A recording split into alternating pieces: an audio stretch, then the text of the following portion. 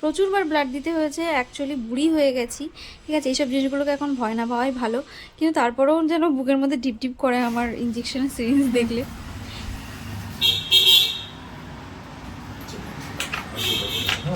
Video बनाए थे चेहरा का वैसा लगे तो पूरा जैसे हंस रही है रो रही है मुट्ठी बंद कीजिए फेस दिखाई है आज रोई नहीं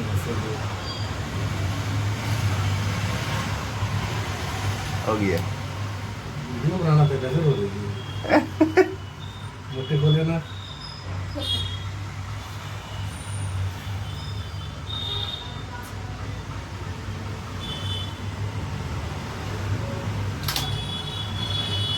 मर गई।